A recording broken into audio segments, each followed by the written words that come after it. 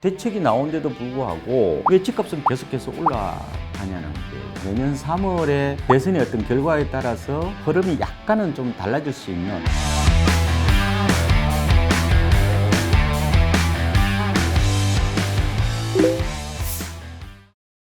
그거는 뭐 여러 가지 요인인데요. 제 생각에는 시장하고 정부 간의 신호 체계가 제대로 작동이 안 돼서 생긴 부분도 있다고 봅니다.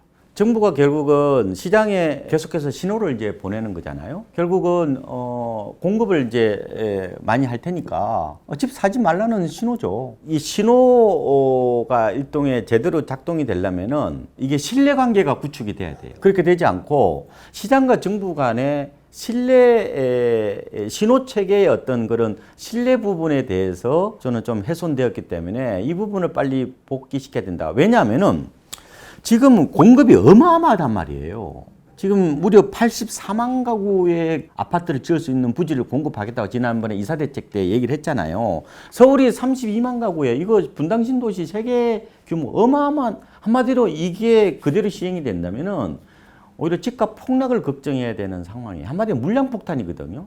근데 왜 이 대책이 나온데도 불구하고 왜 집값은 계속해서 올라가냐는 거예요.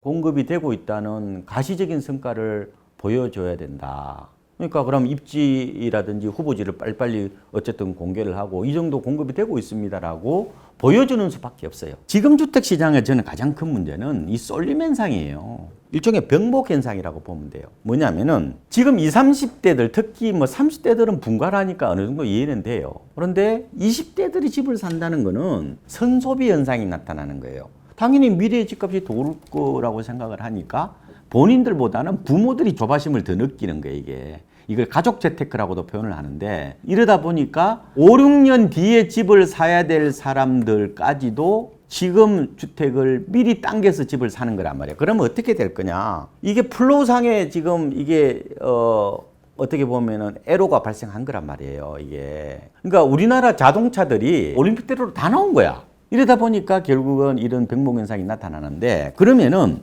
이 주택 수요를 늘어뜨려야 된단 말이에요, 이게. 그러면 어떻게 되느냐? 5, 6년 뒤에 집 살 사람들은 5, 6년 뒤에 집을 살 수 있도록 그런 확신을 가질 수 있도록 이 신호 체계, 그러니까 정부와 시장 간의 어떤 신호 체계가 제대로 작동이 돼야 되고 가시적인 어떤 공급 성과 이거를 서둘러서 보여주는 그게 저는 가장 좋은 방법이 아닌가 생각을 해보고 있습니다. 정책의 기조가 좀 바뀔 수 있는 측면은 있고요. 부동산 시장에서 특히 단기적으로 보면요, 정책이 절대적인 영향을 미치는 경우가 많아요. 제 개인적인 생각으로 봐더라도 올 연말까지 뭐 집값이 하락하고 그럴 것 같지는 않아요. 그래서 뭐 금리를 올린다 하더라도 거래량과 가격이 좀 둔화되는 양상이 될 거로 보이고 내년 3월에 대선의 어떤 결과에 따라서 흐름이 약간은 좀 달라질 수 있는 그 변곡점으로 될지는 아직 모르겠어요. 변곡점이 된다는 것은 곧 하락한다는 얘기인데 그렇게까지는 보지는 않고요. 내년에 입주 물량은 뭐 서울 수도권을 보면 많지도 않고 시장이 과연 어떻게 될지가 가장 궁금한 부분인데 제가 뭐 일부 연구원들 얘기를 들어보면은 제가 들은 얘기 중에 하나가 내년까지 좀 오른다는 얘기도 제법 있고요. 아니면 조금 보수적으로 보시는 분들은 내년 아마 상반기가 좀 고점이 될 수도 있다. 그래서 후퇴기로 접어든다 이런 뭐 보고서들도 있어요. 근데 어차피 전망은 전망으로 그치는 거지 전망대로 해서 전망이 맞은 적이 있나요? 다만 중요한 거는 지금이 고점을 향해서 가고 있다는 것은 맞잖아요. 오늘이 가장 비쌀지 열흘 뒤에 비쌀지는 아무도 몰라요. 그거는 지금은 여름은 거의 끝나가고 이제 가을로 접어든다는 거예요. 그렇죠? 이런 점에서 지금은 집 사기가 진짜 애매한 어떤 그런 측면이 있다는 거예요. 그래서 제가 자꾸 이런 말씀을 드리잖아요. 집 살려면은 재테크라는 생각을 버려야 된다. 하락 언제든지 할 수 있다. 하락에 대한 마음의 버프를 갖고 있느냐. 앞으로 직장 생활이 15년 이상 남아 있느냐. 그리고 대출 부담이 연끌 비투는 위험하니까 처음에 집 살 때는 비싼 거 사지 말고 갚아 나갈 수 있을 정도의 능력이 되느냐 이런 부분들을 종합적으로 보고 판단해야 된다 이렇게 저는 말씀을 드리는 거예요. 이거로 제가 마무리하도록 하겠습니다. 장시간 들어주셔서 감사합니다.